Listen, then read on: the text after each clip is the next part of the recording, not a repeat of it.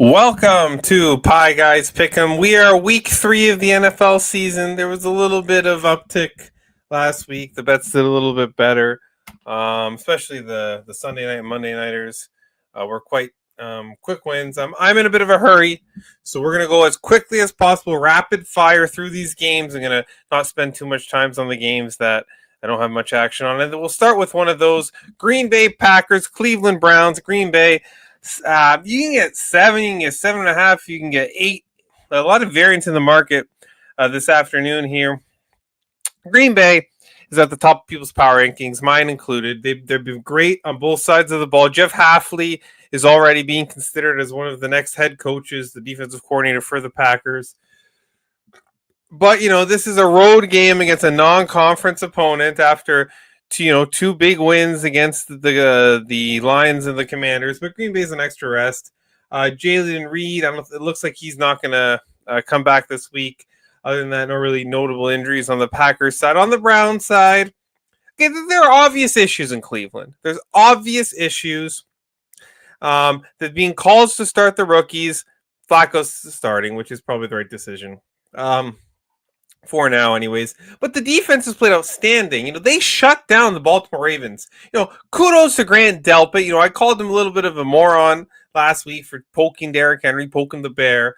But they shut down that Ravens running game. Held them to 45 yards on the ground. And they outgained the Ravens 322 to 242. They've outgained both their opponents now, I believe, in both games. And they've lost both. Of course, it was the turnovers, it was the short fields, it was the fact they don't have a kicker. What else is new in Cleveland? And offensive line concerns. Joe Bitonio didn't practice Wednesday with a back injury. Conklin limited with an elbow. You checked up updates on those. But, I wanted to play Cleveland here, but, Green Bay is just too good. I don't really want to back, a bad team like the Browns. So I'm going to pass. In my opinion, there's better spots on the board, but I do lean to the Browns if you really want action on this game. Texans, Jaguars. Sorry, that's wrong. The Jaguars are actually 1.5 point home favorites. The total 44.5 here. Houston had 5.8 yards per play to Tampa's 5. But Tampa held the ball for 37 minutes and had 25 first downs, and Houston only had 12. They just can't sustain drives. 2 for 9 on third down, 0 for 1 on fourth. And the big key moments of the game, the Texans, can't get it done here on offense. But, the defense is very good, led by Will Anderson. They scored 10 points in the first quarter and then didn't score until there was 5:22 left in the fourth quarter. The scripted offense works, but the rest of it does. The offense is struggling. They can't get Nico the ball. I don't know if this coordinator is that great. This new offensive coordinator replacing Bobby Slowick. And the defense was strong, but when they needed a stop, Baker went right down the field and scored.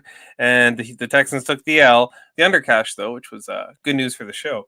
The Jaguars, on the other hand, they lost to Jake Browning. Fortunate cover a little bit. There was some ref assistance on the last drive there, but Bengals win and cover despite Joe Burrow getting hurt. We'll talk about that in a bit. But you allowed 302 passing yards to the Burrow and Browning combination. Trevor Lawrence isn't playing great. 2 interceptions. There's drama with Brian Thomas Jr. now because he's not performing. The Jaguars aren't exactly the healthiest organizations. And the Jaguars have struggled to beat Houston over the years. They're awful against the Texans. The Texans are 0-2. They're the desperate team. They're the underdog. And they have the better head coach, in my opinion. Cohen, he's fine. But, just the organization as a whole, I don't like either organization, really. But this is a Texans. Texans got to win this game. If the Jaguars win this game, Indy's 2-0. The AFC South could be a little bit better. And Houston could be in trouble here. So I'm gonna ride with the Texans plus 1.5. Probably not the strongest bet on the board for me, but I do like Houston here. I mean, they just historically I think they've won 8 in a row in Jacksonville or something like that, something ridiculous. So, give me the Texans here plus 1.5. If they lose by 1 again, you get the cover and get the money. All right, the battle of the backups here in Minnesota: Bengals, Vikings. The return of Carson Wentz. He's back, Mr. Pick Six. himself. JJ McCarthy. Poor JJ McCarthy got absolutely destroyed by the Falcons pie. It was, I mean, I had Falcons plus 3.5, and even I felt bad for Mr. McCarthy there. He just got absolutely swatted around. You know, no Darisaw. His backup left tackle goes down. Now Ryan Kelly's concussed. A lot of people are concussed. Ryan Kelly, the school, Okuda. Darisaw's practicing, but I don't think he's gonna play. I think they're just like they're ramping him up. And Carson Wentz has only been there since August, so there's big concerns for the Vikings here. Van Ginkel also has a concussion. Let's take a look. I want to see this updated injury report here because I did the break the my notes yesterday. We're just going to take a quick look. Yeah, they no practicing. Oh, Van Ginkel's limited. It looks like Okuda's going to play. Darisaw's not playing. So they're going to be down to the third string tackle. They don't have a center. And I'm kind of high on this Bengals defense. Not like, they're world beaters, but higher than the market. I've been high since the beginning. We talked about this. The Bengals defense did enough. They weren't great, but they did enough. Picked off Trevor Lawrence twice. And the Browning did enough against the Jags secondary. They gave the defense gave up 400 yards of offense, but 2 interceptions, like I mentioned, and a big 4th down stop.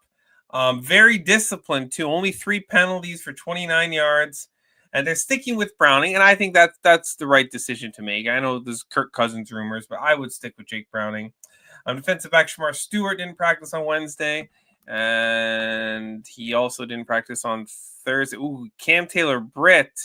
Defensive end Shamar Stewart. Cam Taylor-Britt didn't practice Thursday. That is a concern. But I like the Bengals here. I put 3 points. Carson Wentz is laying 3 points with no offensive line. I think the Bengals pass rush is going to get here. The Trey Hendrickson and them, they're pretty good. So I said this Bengals defense isn't bad. And I like the Wentz. I think it's minus 145, minus 150. Wentz is going to throw a pick here. I'm going to play a little bit on the Wentz interception. I might even play the Bengals defensive touchdown. Carson Wentz, he's fine backup quarterback. He throws interceptions, and he throws the bad ones, the ones that get returned for touchdowns. So give me the Bengals plus 3, Wentz pick, and a little sprinkle on the Bengals defensive touchdown. Though Johnny the Problem didn't approve of that. But, the bigger bet, of course, the Bengals plus 3. All right. Falcons, Panthers. Falcons are 4.5, 5. There were 6s this morning. And I got a 6. But I'm sorry, I had to send a text there. I got a 6, but the 6s are gone. The 5.5s are going away. The 5s are, starting to go. We're starting to see 4.5s pop up. This line opened 3.5 for the Falcons, and after the Falcons, feasted on an injured Vikings offensive line, their pass rush was fantastic. 22-6 win of Sunday Night Football. This line inflated up to 3.5. But there's offensive concerns. They didn't score in the red zone except on the last drive, which Minnesota let them score because they wanted the ball back to try and score a touchdown, get the onside kick, which is the right thing to do. 218 yards on the ground. That's a good sign against a Panthers defense that has struggled against the run. But this is the Panthers were better against the run last week. They're starting to make improvements. We're starting to see that they've been talking about it. The defensive coordinator about we got to stop the run. We got to stop the run. You can't you get run on you. It opens up everything, right? And they are the kings of garbage time right now. You do not want to be laying 5.5, 6 points against the Carolina Panthers right now because they are the kings of garbage time. They backdoored the Cardinals. They had no business backdooring the Cardinals, but and they mitigated their rush attack, which enabled the backdoor. So, the Panthers here, I think, are going to cover some spread, especially when you're getting, 5.5 here. J.C. Horn, his metrics are outstanding. He has an amazing PFF grade. They're saying the contract is worth it. There are injuries to the offensive line, like the Vikings. That is the concern with the Panthers here, the injuries to the offensive line. But they're in the middle. They're not on the edge. Bryce Young's going to have both his tackles. So you can kind of mitigate a little bit in the middle there. Bryce Young can escape to one side or the other, hopefully. But the Panthers, they put up 44 against this defense. I know they have younger players. They drafted some guys. They were very, very good last week. They put up 44 against them in week 18 when the game mattered for the Falcons. Yeah, 5.5 was way too many points. I got a 6. I still endorse it at 5.5. Give me the Panthers plus 5.5. And the Panthers haven't played a home game yet. All right, they have not played a home game yet. I think they're alive to win this game. The Panthers, they got up to a slow start. But they had, rookie receivers. They had injuries on the offensive line. They've had, Leggett has got like a foot injury. They haven't really been able to gel. It's week 3. You're at home. I think I'm taking the Panthers plus 5.5. I'm taking a sprinkle Panthers on the money line, and I'm taking the over 43.5 because Atlanta's going to score. I mean, the Panthers defense is still, I think they are going to take away the run here, which is or try to. So Penix should be able to stretch. Is going to have to stretch the field here, get to Pitts, get to London, and that should make for quicker drives. If Carolina's stacking the box and you're not running on us, either it's going to be 3 and out, and we're going to have a slow drive like that, or the Falcons are going to have to air it out. And either way, I think that leads to an over. So yeah, and the over is going to be live. I think the whole game, because the Panthers defense is gettable and the Panthers from behind have been pretty good at scoring points. So yeah, I like the Panthers plus the points, the Panthers on the money line, and over 43.5. This is a game I have a lot invested in. A market overreaction, in my opinion. The Vikings, McCarthy has only looked good for one quarter, and it was against the Bears. And we saw what the Bears defense did last week, now that they're hurt, especially. Rams, Eagles, playoff revenge. The Rams dominated the Titans last week. They are 3.5-point underdogs here in Philadelphia. The total 44.5 across the board, pretty much. 7.4 yards per play for the Rams. So the Titans 3.9, 439 total yards. So the Titans 252. I mean, it was domination. And they had the big explosive plays. The Rams, like including five sacks. The Titans had I think they have 0-1 sack. I can't remember. I didn't write it down. Kyron Williams, he's still the bell cap, but Blake Corum starting to get a few good runs here. Got a few explosive runs. Now Sean McVay tore his plantar fascia, like the foot, essentially one of the muscles in your foot. So that I don't know if that's like he's probably gonna be on some sort of accessibility equipment on the sideline so he can move around a little better. But that that could challenges and stuff like that could be an issue. And McVay's struggle against the Vic Fangio defense, obviously the defensive coordinator of the Eagles, Vic Fangio. The Eagles were unimpressive.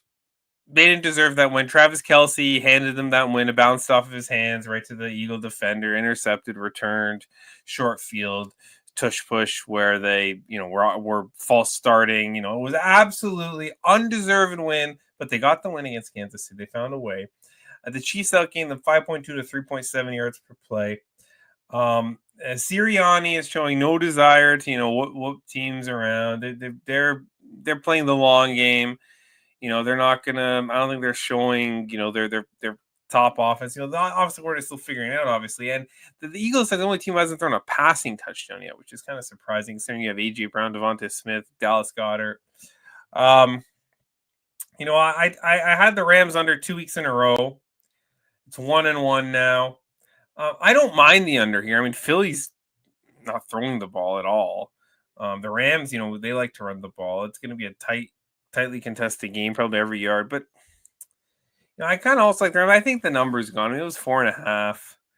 I lean Rams. I lean under. I don't know if I'm going to get there though, because like the Eagles, it feels like the Eagles could just turn it on and you get, this is a problem. I know they covered in the playoffs with the Rams. I might play, half a unit on the Rams. I have to think about this one, but it's a strong lean towards the Los Angeles Rams. But that number is getting shorter and shorter. Like you got to lay juice now to get the 3.5 here. All right, I'm gonna take a sip of water. All right, Commanders, Raiders.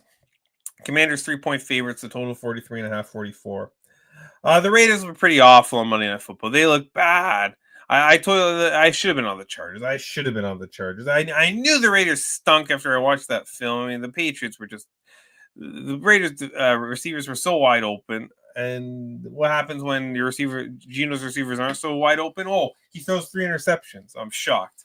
The defense held the running backs in check, though. The Raiders defense, held them to 20 points. But, Justin Herbert cooked more on top. Quentin Johnston with another touchdown.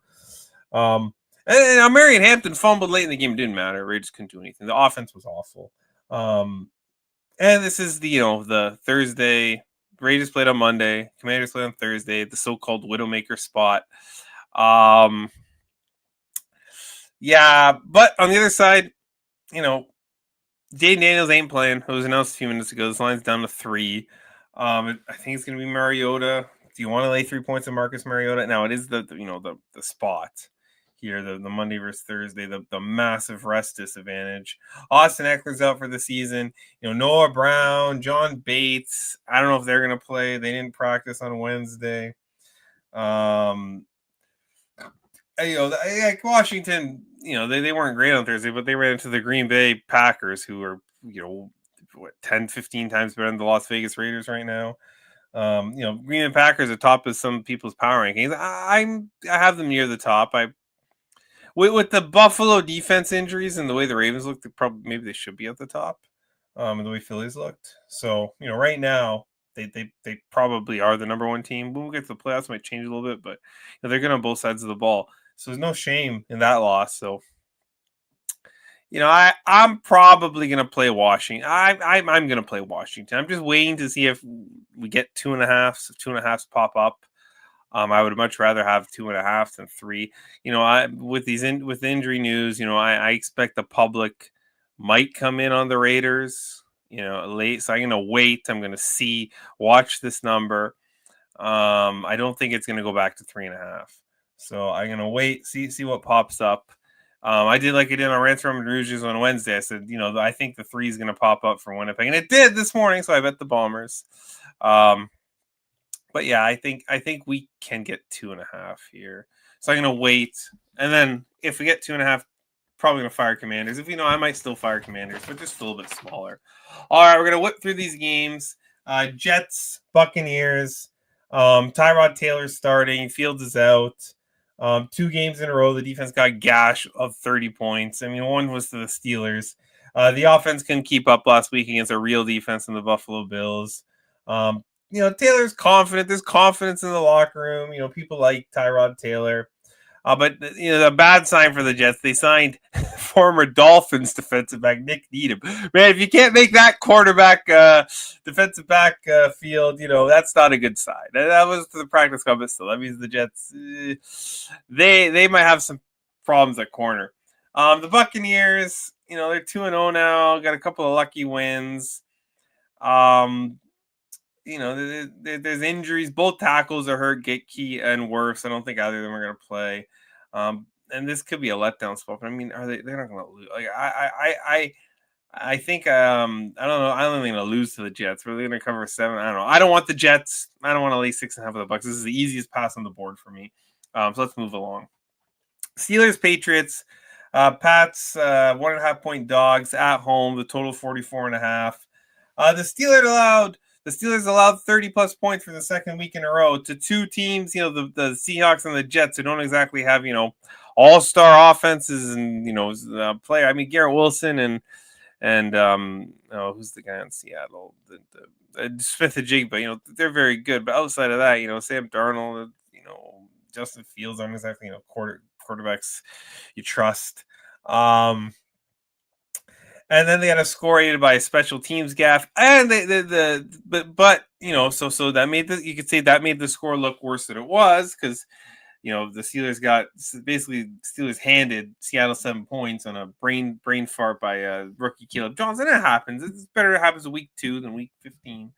But then the Seattle kicker also missed 2 field goals. So give and take there, in my opinion, and the luck factor. The game versus the Jets, The offensive game, it might have been a mirage. The defense might figure it out. But yeah, I don't want Steelers as a road favorite here.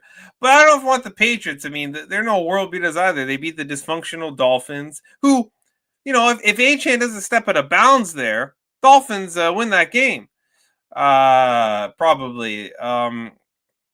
And Tua made some awful throws, and he did it again last night. The Dolphins team has potential. At the worst moment, Tua Tagovailoa throws these interceptions that drive you nuts. The Dolphins secondary is horrid, but I don't know if the Steelers defense is much. It's probably better. And I'm not impressed with Vrabel or McDaniels. The coaching decisions have been mid to bad, in my opinion. There's a chance Christian Gonzalez returns. That's a good sign for the Patriots. And they were outgained 6.9 yards per play for the Dolphins to 6.1. So, it's Patriots or pass me. I'm not betting Pittsburgh, but that's pass. I don't want New England either. This is bet against versus bet against, in my opinion. All right, Colts Titans. The big surprise. Colts. It wasn't the Colts, but I mean the Colts lining up for a 60-yard field goal with Spencer Schrader. And when I had a Denver money line ticket, I was pretty confident that Spencer Schrader wasn't going to beat me. If it was Brandon Aubrey, Chris Boswell, these elite kickers, but Spencer Schrader is, he's good, but he's like your Michael Badge. He's your mid-tier kicker. Now I'm not saying that Denver was the right side, but that leverage penalty was it leverage by the rule book? Probably, but that happens on every field goal. And the fact that the game ended, right? Like the score came out final on the thing. The announcer said that the Broncos have won, and then the flag came.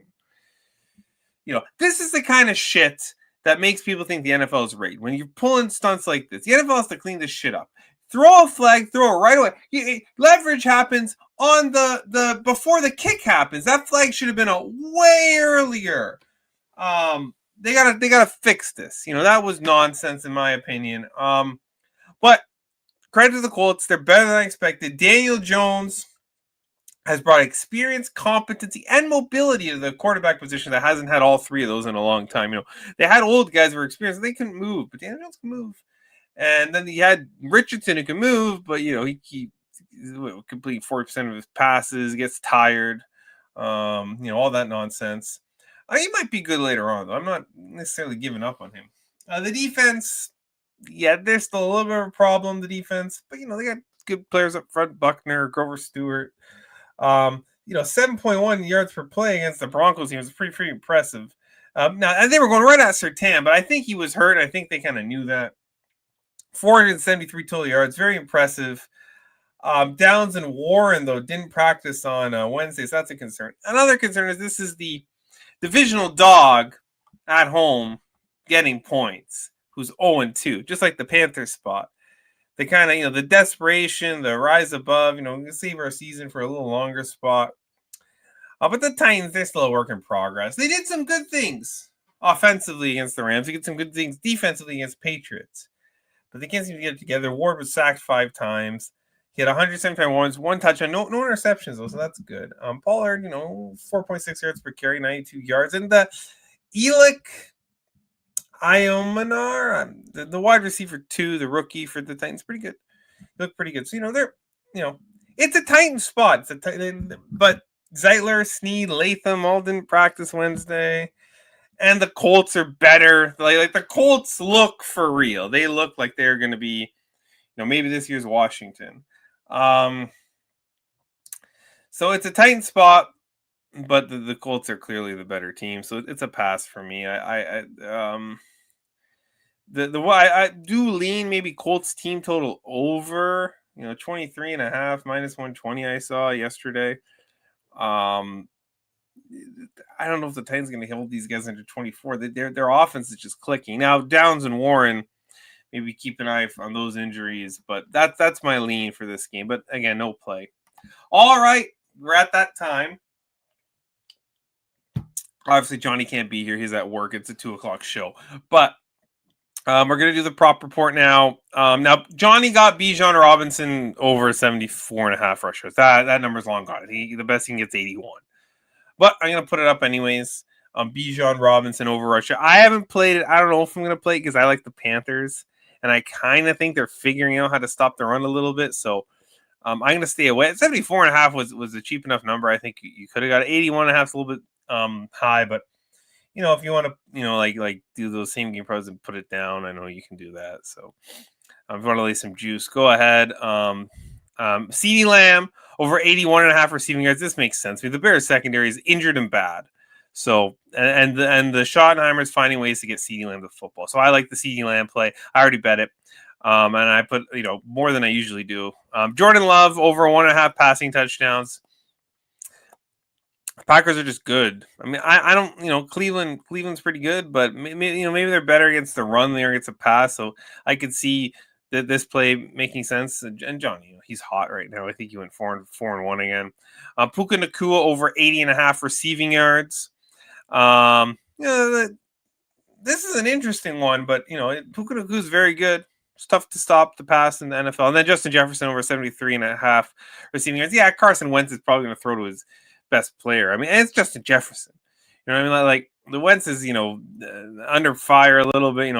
He might just chuck it up. Oh, Jefferson's down there somewhere because he's Mr. Interception. But you throw some picks and you throw some bombs, and when you have Justin Jefferson, maybe Justin Jefferson comes down with those balls.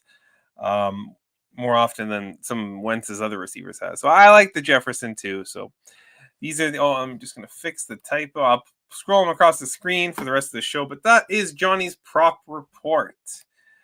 All right. We're going pretty quick. We're trying to keep a brisk pace. Saints, Seahawks. Saints, 7.5 point road dogs. The total is 41.5. So let's talk a little bit. I'm going to take some time here since we're on schedule. Talk about New Orleans Saints here. Spencer Rattler's been pretty good. 3 touchdowns, 207 yards, no interceptions last week against the 49ers. You got a healthy. You remember last year? Yeah, no, like the above means is the 5th wide receiver, and he was hurt. Like they were all hurt. It was Rattler, Kamara, and backup linemen and receivers. Dante Pettis and receivers they signed off the street. You know what I mean? Like now. He's spreading the ball around. 7 players caught the ball. He toe-to-toe with the 49ers and with the Cardinals. Down to the wire games. And Chase Young was out. I think he's going to be out again, though. That's unfortunate. Left guard, Trevor Penning, and his backup are questionable. Right tackle, Fuaga is also questionable. Let's see if we have an update on those. Saints injury report here because those guys make a difference. Now, one of the things that I think is underrated is the quotes from the we could be down some offensive linemen here. Oh, Trevor Penning limited, so he might go. Vele might go. I don't think Chase Young's. Trey Palmer doesn't really matter too much. So yeah, Fuaga and Penning. So Penning can go. One tackle maybe you can get away with. Penning can go. I think Rattler's going to have enough time. But the quote I wanted to get to, the opposing defensive Robert Saleh, quote, this quarterback, referring to Rattler, he's going to be a household by the end of the year. Good. And then he goes on to laud him for his decision-making, his accuracy, his good arm, among other quarterback things. That's the I love the quotes from the opposing coaches. Rattler's a quarterback, man. The Saints, the Saints might have something here. Meanwhile, Seattle beat the Steelers. And Darnold looked okay, but he was running from pressure a lot. This offensive line is it's a little bit suspect. The Steelers, they what does that say? I can't read they did a sound job. The Steelers did a good job beating themselves. What else is new? The Steelers beat themselves. Yeah, with the nonsense on special teams, and they just might be bad. Charbonnet was shut down though, and then Charbonnet, Witherspoon, and Love all didn't practice. I have the injury report up anyways. Let's scroll down. Yeah, Charbonnet's. I don't think he's going to go. I don't think Manowari's going to go. Love or Witherspoon. So some injuries on both sides, and they have kicker issues. We talked about the missed kicks. That I don't think the Saints are going to hand them a touchdown like the Steelers did. This is the Saints' first road game. But it's against the Clint Kubiak offense, which they know from last year. And the Seahawks are signing linemen off the street after Darnold was running for his life, and the Seahawks home field hasn't been as good as it used to be. 5-12-1 against the spread at home since 2023. 3-5-1. That's home chalk though, so a little better as home chalk, and they're home chalk here. But how many of those teams are just bad? This is too many points. I'm taking the Saints here plus 7.5. I wish if Chase Young was in, this would be like it might be a 2. If Chase, if the Saints are fully healthy, this could be a 2-unit play, but they're not. The Seahawks have their injuries too, so banged up on a little bit on both sides. So yeah, give me the Saints. This is too many points. Seattle's not 7.5 points better than probably any team in the NFL right now. Maybe the Dolphins. I'm just kidding. As we move along, Broncos, Chargers. The Broncos, kicked me in the nuts last week with their, I gotta talk about this for a minute. Okay, you have Spencer Schrader. Sean Payton's supposed to be a great head coach. You got Spencer Schrader coming out to attempt a 60-yard field goal. If I'm the head coach, the first thing I'm telling my team, do not take a penalty. He's probably going to miss. I take my chances. Let him kick. You know what I mean? You don't need, if it's like a 40-yard or I understand, we got to try and get a block here. But it's a 60-yard field goal. Don't give him another chance. Don't take a penalty. What do? They take the leverage penalty like a bunch of, like a poorly coached team. And, and there's concerns with this team's secondary. Surtain and Riley Moss, Surtain looks like he's hurt. Riley Moss just looks like he's took a step back. Bo Nix is having issues. He turned the ball over a bunch against the Titans. The defensive line is still good. They made 2 4th down stops. They got the only sack of the game. But they're still a strong team. They're strong in the trenches. Bo Nix, he might, and maybe he's getting a little bit of sophomore slump here. He might bounce back. Meanwhile, the Chargers, 2-0. They've already beaten the Chiefs and the Raiders. This is their third divisional game. They win this game. 3-0 in the division. You're talking about a home playoff game. Week 3, week 4. Joe Alt has filled in nicely for Rashawn Slater. He's been very good.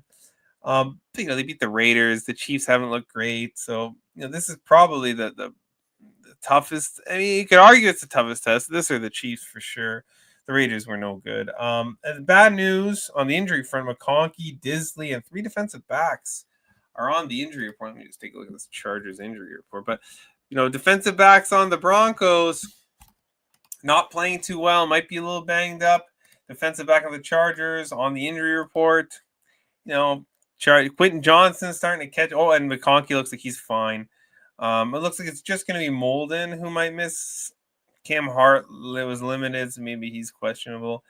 I'm surprised Surtain's on the injury report. I think he looks at some spot. Evan Ingram and Dre Greenlaw don't look. They didn't practice yesterday for the Broncos. I like the over here. Quentin Johnson's starting to get going. You have McConkey. The Chargers are throwing the ball more, which is a good thing for the over. Marion Hampton, he fumbled, but it didn't really matter because you're playing Vegas. But that fumble against Denver that can end up in your end zone. So, I could see this being a little bit of a shootout here.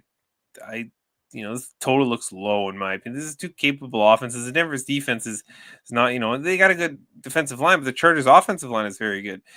Chargers lost Khalil Mack. Is he on the injury? Did he go on IR? What happened with Khalil Mack? I think he was in a sling, so I assume he went on IR. Update. Yeah, he's on IR. Okay, elbow injury. Yeah, so they're down to pass rusher. So both quarterbacks, should have time, at least some time, and they should be able to find the receivers down the field against, defensive backfields that might have issues. So, yeah, over 45.5. It's a little low in my opinion because the Chargers played the Raiders and they didn't need to score. This game they're probably gonna need to score. The Denver had 29-28 last week. It's not. The defense has regressed, whether it's injury, whether it's just just taking a step back. Speaking of overs, I like Dallas Cowboys, Chicago Bears. Oh, this is a fun one. The Cowboys escaped with the win. I had them in Survivor. They escaped. Aubrey with a 64-yard field goal to set it overtime. And then, after Russell Wilson throws for 450 yards, he's got one play the moon ball. And the Cowboys say, we're not going to take that away. We're just going to keep getting gashed. Deron Bland being out definitely hurt. Trevon Diggs was also on the injury report, but I think he practiced yesterday in a limited fashion at least. I don't think Bland's coming back. The offense was good. Look, 2 weeks in a row. They scored 40 points. It took overtime, but they scored 37 and then 3 more to win the game in overtime. It's a pretty good offense. Cooper Beebe though could be an injury concern. The center, who's been very, very good for the Cowboys. And what do you? I was high in the Bears going into the season, and it's been a disaster. I mean, you blow a fourth quarter lead to a rookie quarterback, essentially, who's only played well in that quarter. Scored 3 touchdowns on you in the fourth quarter. My goodness. And he's been awful the other 7 quarters we've seen him. They 52 points to the Lions, who made a statement that they didn't need Ben Johnson. Dan Campbell, riled him up, and he's the best at that. I mean, 52 points. I mean, they got their offense back on track. Dallas's offense is already on track, and I worry that and the Bears injury report. It's every good player on defense. Jalen Johnson, the other Johnson. I think Edmonds on the injury. It's like 5 defensive players, and all of them are like the plus guys. So you're gonna have I think Tyreek Stevenson and some other guys out there. Johnson's being hard on them at practice, though. Ben Johnson, that is, not Jalen Johnson. And he says Caleb Williams is growing. The good news is the Dallas Cowboys defense is bad, and you're at home. I saw this number, said, I got to bet Dallas here. The Bears are awful. Their defense stinks. Dallas has a good offense. But when you look at the other side of the ball, it's like, well, Rome Odunze had a pretty good game. Caleb Williams might have time to throw the ball because Dallas doesn't have pass rush. Their pass rush is now in Green Bay. So, I can make a case for both teams here. I mean, but I think both offenses move the football. I think the play is the over. I'm just worried one of these teams is going to shit the bed because this is what these teams do. They're bed shitters. But I think, I think especially if it's the Cowboys, the Cowboys, we know, run up the score. I wouldn't be shocked if the Bears run up the score. They need some momentum and they know their defense is hurt. This could be a fun one. This could get high. So I bet over 50. I didn't put a full unit on. Maybe I put the rest of the unit and I'd take like an over 60 or something. Like this could get at, like if both teams' offenses are clicking, I don't see how anybody stops anybody. So, this could be like that Giants game. It could be like 40-37. So yeah, over 50. And I think I'm going to play an alt over because this is one where if one team isn't working because it's such a high total already, I don't know if we get to 50. Like one team that just can't, the offense doesn't get going. But if both offenses get going, what's stopping this from like just keep racking up the score here? Maybe Caleb Williams, but yeah, over 50, and I will play some alt overs. That's a good idea that I just thought of right now. All right, Cardinals Niners. Kyle Shanahan's a liar. We know this. He's first Purdy's out for 2 weeks. Now he might be playing. But the 49ers offense is pretty good with Mac Jones. I know the Saints didn't have Chase Young. But Juwan Jennings is back, 5 catches, 89 yards, 10 different players caught passes from Jones. And everybody bet the Saints last week. The Niners won by 5. They covered the late number. Obviously, if you got the early number, 6 or a 5.5 or higher, you some people probably middled with the Niners by 5. Good for them. And they're getting healthier, the 49ers. So I don't know if and the Cardinals, they were smashing the Panthers, 6.1 yards per play, and they fell asleep and almost blew it. They almost lost that game outright. I was cheering for the Panthers to come back, knock some people out of Survivor, but And it was unfortunate if you had Arizona minus points. I mean, they were the right side, and the Panthers garbage time kings. Um, and there's this target share controversy being trying to be spewed about Marvin Harrison Jr. It feels like non-news to me. I think Murray apologizing because he wore a Vic jersey or something when you're a dog. I mean, just stupid shit. It's like the little bit of dysfunction. It feels like with the Cardinals always. I mean, it's Call of Duty. It's Michael Vick. It's Michael Vick merch. It's target shares. It's always something with this team. The run game struggles seem to be a focus, so maybe that's a sign that they're going to want to run the ball. It could be an under here. It's a divisional game. The Cardinals have a tendency to give the 49ers trouble. If Purdy plays and this gets on the other side of 3, probably bet the Cardinals. I mean, the Niners. I mean, but the Niners look good. I'd consider betting the Cardinals. But I do agree with this team. The 49ers, I think, should be 2.5, 3-point favorites. But if it gets a little bit higher, that might be a little too much. It's probably a stay away game. Stay away game. I don't want either of these teams. But I do want a team here. And you could probably guess which one. That is the wrong number. It is 6.5. I got a 5.5. So I probably wrote that. I got a 5. It is open 5.5 Sunday night, Monday morning. I saw it. I said, this is only going one way. The Chiefs are 0-2. For the first time in Patrick Mahomes' tenure, they have urgency in September to win these games. 0-2. You can't go 0-3. I know they have an easy schedule, but you got to beat the Giants here. I mean, you got to Travis Kelce again, handed that game away. They played pretty well otherwise. There was the tush push nonsense. Chris Jones looked upset after the game. When Chris Jones is upset, that's usually a good sign for the Kansas City Chiefs. I've seen Chris Jones get upset a lot. And the next game, he makes an impact. And, the Giants' offensive line is definitely an offensive line you can make an impact against.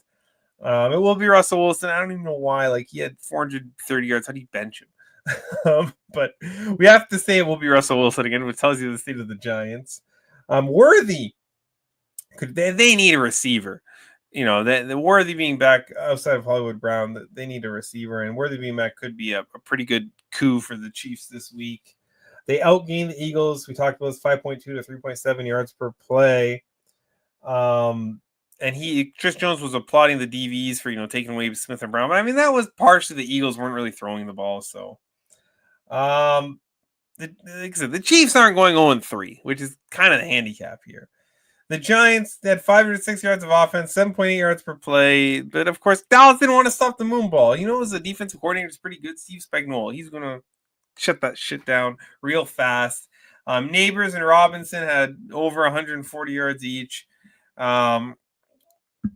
They still lost, and they had 14 penalties for 160 yards.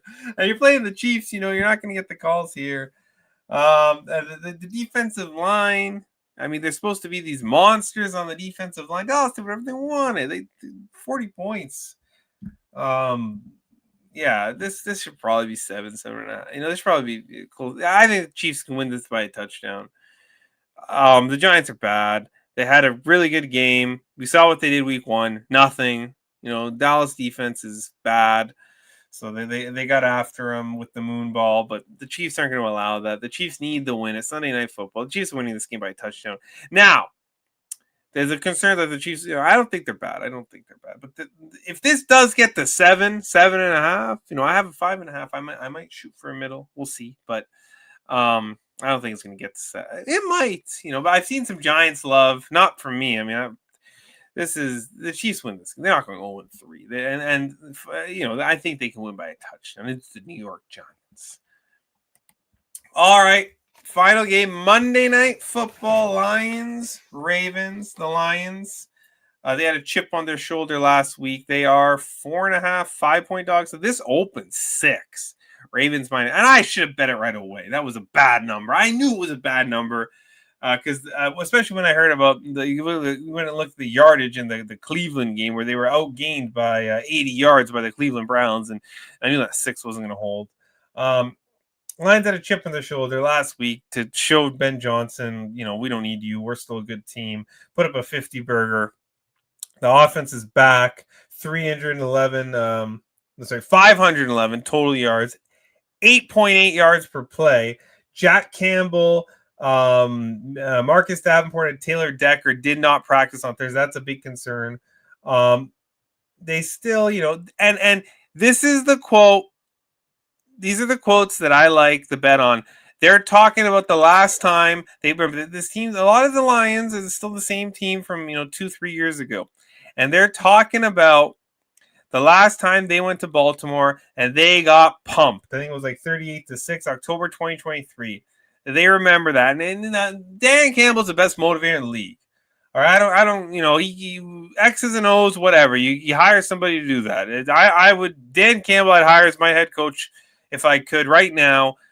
He knows how to motivate guys. These are, and it's not, he's not motivating. He's a grown man, and he gets them, biting kneecaps, as you say. And of course, the final score lied in the Baltimore game. This number is absurd, in my opinion. Baltimore lost to the Bills, looked great, and still lost. So that could happen. Baltimore can be fantastic and still lose the game because they fumble the ball, they choke it away. And then on the other hand, they could look like they did against Cleveland and not get the turnover luck, not get Cleveland's crappy kicking. Now Lamar is 7-2 on Monday Night Football, but there's injuries on the Baltimore side. Nate Wiggins, Kyle Van Noy, Matabuke, and the Ricard, the fullback, he's out for sure. So you want a fullback into the Lions. Lions play physical. Likely and Humphrey might return. Isaiah Likely and Marlon Humphrey. Marlon Humphrey left the game last week against the Browns. And Derrick Henry, he got called up by Grant Delpin. He didn't do anything. That's not a good sign. That's your star running back there. Yeah, I said I should have grabbed the 6, but I bet it for you get a cheap. You get 5.5 layup price. I'd rather just take a cheap 4.5. If it lands 5, so be it. Lions plus 4.5 here. The number's too big. Baltimore hasn't shown me that the Bills game. They look like world beaters and they lost. And then last week they looked like they went they basically went even with the Browns. They weren't very good. So. Yeah, it's Baltimore hasn't, they haven't been able to put together a game. Yeah, they got the turnovers, but all right, rapid fire. We got through it. There's the Instagram, Pieguy971, the YouTube channel that hopefully you're watching on right now. Watch the replay. Obviously, later will be available at 6 if you couldn't make the whole show. The best next week should be back regular time. I'll try to get some guests on. It's been a crazy couple of weeks, but I think we're going to get back to the standard operation starting next week. My best bet, the Carolina Panthers plus 5.5. The Falcons aren't laying 5.5 on the road is absurd. Give me the Panthers. I know it's a bad team, but it feels like this week is where the last week's supposed to be overreaction week. This week feels like overreaction. Where are the Falcons laying 5.5 on the road for? I don't know. They didn't even score a touchdown last week, except the one that Minnesota let them score. So, and the Panthers, they're the garbage time kings. So even if they're down 21 in the fourth quarter, they like to backdoor. So hopefully, at worst, hopefully we get a backdoor. Panthers plus 5.5. Pie Guy's best bet. Thanks to everyone for watching, and we'll see you next week. Week 4 of the NFL. Hopefully we have a nice, strong week this week, and I'll try to get some guests on. Have a good day, and goodbye.